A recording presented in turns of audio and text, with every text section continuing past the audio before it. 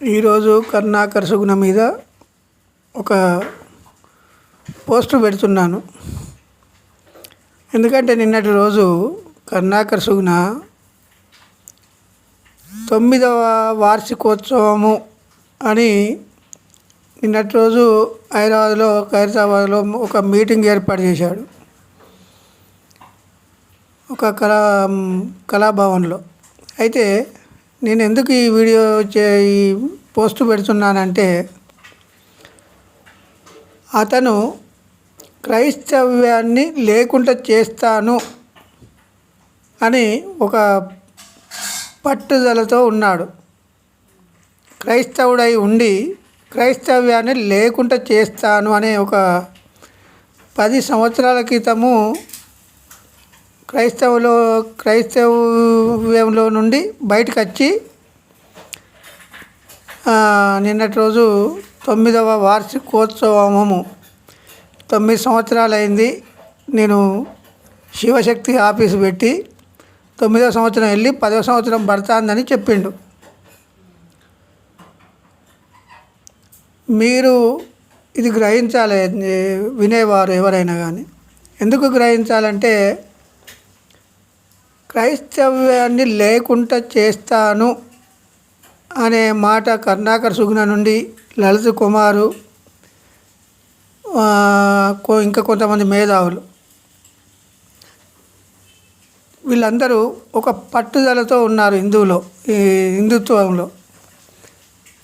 మరి హిందువులు అయితే ఎవరు క్రైస్తవులను నిందించలేదు, కానీ వీరు నిందించుకుంటూ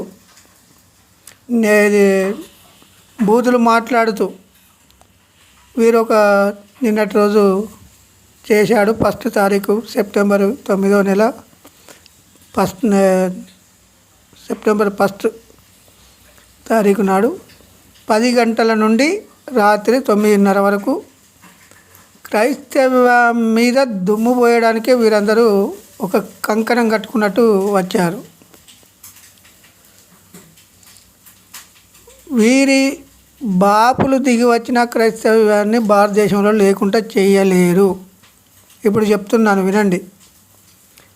క్రైస్తవ్యము ఎవరు ఆపలేరు. ఒకే ఒక్కడు కరుణాకర్ సుగుణ అనే మాట తీసుకొచ్చి ఏం చేస్తున్నాడంటే, నేనొక్కడినే సాధిస్తున్నాను, క్రైస్తవ్యాన్ని లేకుండా చేస్తాను, శివశక్తి అనే ఆఫీసు పెట్టి క్రైస్తవులను తిట్టడం, బైబిల్ తరగతులను పెట్టడం, సినిమాలు తీయడం చేస్తున్నాడు. మరి క్రైస్తవులు ఎంతమంది లేకుండా పోయారు? ఎన్ని సంఘాలు లేకుంటున్నాయి? 9 సంవత్సరాల కింద ఉన్న సంఘాల కంటే ఇప్పుడు అనేకమైన సంఘాలు వచ్చాయి, ఎక్కువ ఎదుగుదల వచ్చింది. క్రైస్తవ్యం లేకుండా చేస్తాను నేను అని అన్నప్పుడు ఇంకెక్కువ సంఘాలు అయ్యాయి, ఎక్కువ క్రైస్తవులు అయ్యారు. మరే ఇంకొక మాట ఏమన్నాడంటే కరుణాకర్ సుగుణ, వచ్చే 10 సంవత్సరాలలో ఒక్క సంఘాన్ని కూడా లేకుండా చేస్తాను, ఒక పాస్టర్ కూడా లేకుండా చేస్తాను అన్నాడు.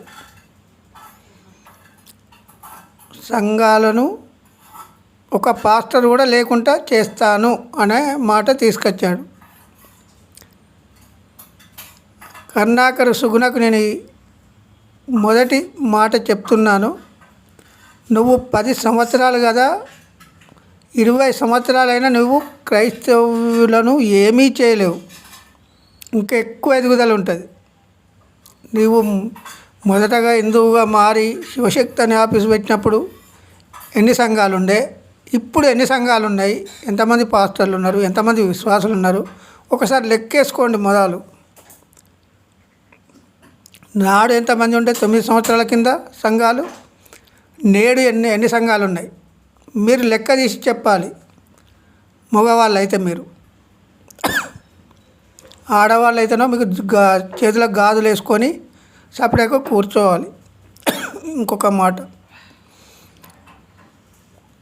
సువార్త చేసేవారిని సువార్త చెయ్యనీయను, ప్రతి ఊరికి ఒక గ్రూప్ తయారు చేస్తాను అని అన్నావు. నీ గ్రూపు నీవు లేకుండా మీరే అయిపోతారు. కానీ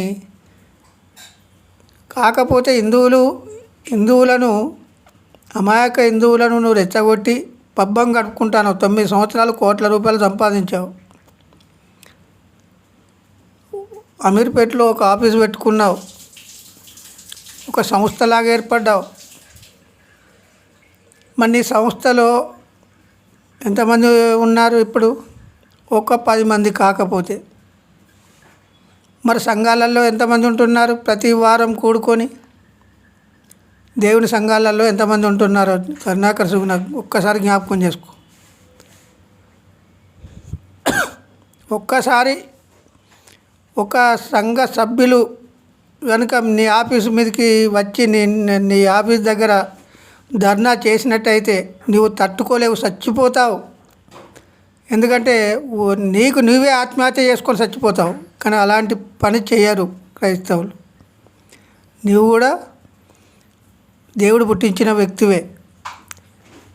నువ్వు ఎన్నో మాట్లాడావు, ఎన్నో సినిమాలు తీస్తున్నావు, బైబిల్ తరగతులను పెట్టావు, ఎన్నో తిట్లు తిడుతున్నావు క్రైస్తవులను. యేసుక్రీస్తు ప్రభువును కూడా తిడుతున్నావు, మరియమ్మని తిడుతున్నారు. 2000 సంవత్సరాల కింద జరిగినది చరిత్ర. కరుణాకరు నువ్వు గుర్తుపెట్టుకోవాలి. ఈరోజు ఆ చరిత్ర గురించి నువ్వు నాడు ఉన్నట్టయితే ఎంతోమంది నీలాంటి వాళ్ళు వచ్చి ఇట్లా మట్టిలో మన్నైపోయారు.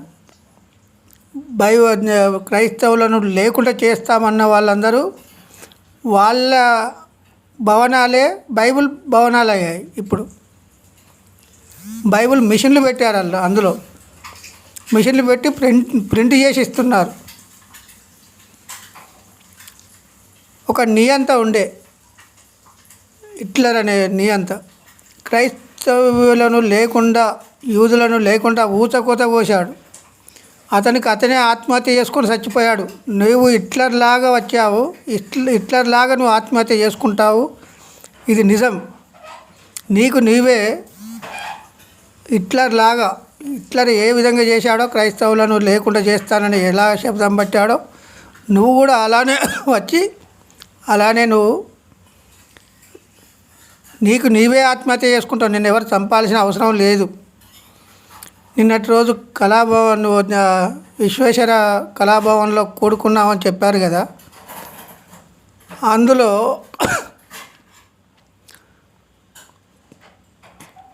ఒకడు చెప్పు తీసుకొని తంతా అంటాడు. చెప్పుతో కొడతా క్రైస్తవులను అన్నాడు. చెప్పులు దొడుక్కోకుండా దేవుడు కాళ్ళు లేకుండా చేస్తాడు. అది ముందుగా గమనించాలి. కాళ్ళు ఉండయి చెప్పులు దొడుక్కోవడానికి. అది మా దేవుని గొప్పతనం. చేతితో చెప్పు పట్టుకొని చీపుర్లు పట్టుకొని కొడతారు మా హిందువులు అనే మాట మాట్లాడారు. వాళ్లకు అలాంటి ఆలోచన రాకుండా దేవుడు చేస్తాడు. కానీ మీరు ఒక 4, 5, 10 మందో మీరు క్రైస్తవుల మీద దుమ్మెత్తి పోస్తున్నారు. కానీ మీ వెనకాల వచ్చేవాళ్ళు హిందువులు ఒక్కరు కూడా లేరు. హిందువులు మంచివాళ్ళు. వాళ్ళని రెచ్చగొట్టి పబ్బం గడిపావు ఈ 9 ఏళ్ళు. కోట్ల రూపాయలు వాళ్ళ దగ్గర నుంచి వసూలు చేశావు అమాయక హిందువుల దగ్గర. ఎప్పుడైనా అర్థం చేశావా కరుణాకర్ సుగుణ? ఆ లలిత కుమారు, కరుణాకర్ సుగుణ, అమారా ప్రసాద్ మాట్లాడి అక్కడ పడుకున్నాడు. క్రైస్తవుల జోలికి రావడం లేదు. ఇప్పుడు ప్రవీణ్, ఆ లడ్డు ప్రవీణ్, వీళ్ళు మీ అందరికీ ఒకరోజు దేవుడు బుద్ధి చెప్పే దినం వస్తుంది. మీకు మీరే ఆత్మహత్య చేసుకొని చనిపోయే రోజు వస్తుంది. చూడండి. మిమ్మలను ఎవ్వరు క్రైస్తవులు వచ్చి మిమ్మల్ని ఎవ్వరే ఏమన్నారు. కానీ మీకు మీరే ఆత్మహత్య చేసుకొని చచ్చిపోవాలి అనుకునే పరిస్థితి వస్తుంది మీకు. హిట్లర్ కనుక చేసినట్టు చేస్తూ ఉన్నారు. ఎందుకు? క్రైస్తవులు భారతదేశంలో పుట్టినవారు కాదా? భారతదేశంలో పుట్టినవారే కదా. ఎందుకు నీ విషబుద్ధి ఎందుకు చూపెడుతున్నావు కరుణాకర్ సుగుణ? ఆ లలిత కుమార్ విషబుద్ధి చూపెడుతున్నాడు. పాములాగా విషం కక్కినట్టు కక్కుతున్నాడు. ఇంకా మీ పక్కమ్మడి ఒక పెద్ద ఆయన విషం కక్కుతున్నాడు, విషం చిమ్ముతున్నాడు క్రైస్తవుల మీద. మీరందరూ మీకు మీరే పశ్చాత్తాపడే దినం వస్తుంది, ఒక దినం వస్తుంది. చూడండి, పశ్చాత్తాపడే దినము వస్తుంది, ఒక దినము. మీకు ఆధారాలు లేని మాటలు మాట్లాడుతున్నారు, ఆధారాలు లేని మాటలు మాట్లాడుతున్నారు. జాగ్రత్తగా ఉండండి. కరుణాకర్ సుగుణ, ఇదే హెచ్చరిక అనుకోండి, ఇదే వార్నింగ్ అనుకోండి. మీరు ఇప్పటికైనా మారుతారని, మారు మనసు పొందుతారని మేము ప్రతిదినము ప్రార్థిస్తున్నాము. ఒక దినము పశ్చాత్తాపడే దినం వస్తుంది. లలిత్ కుమార్ కానీ, లడ్డు ప్రవీణ్ కానీ, నీవు కానీ, అమరప్రసాద్ కానీ, రాధా మనోహర్ కానీ, మీరందరూ ఒకరోజు పశ్చాత్తాపడే దినము వస్తుంది. క్రైస్తవులు చూస్తారు. ఇది నమ్మకం, క్రైస్తవుల విశ్వాసం, నమ్మకం. మీరు పశ్చాత్తాపడే దినము, ఎవరైతే యేసుక్రీస్తు ప్రభువుకు ఎవరైతే వ్యతిరేకులు ఉన్నారో, వ్యతిరేకంగా మాట్లాడుతున్నారో వారందరూ ఒక దినము పశ్చాత్తాపడే దినం వస్తుంది. God bless you.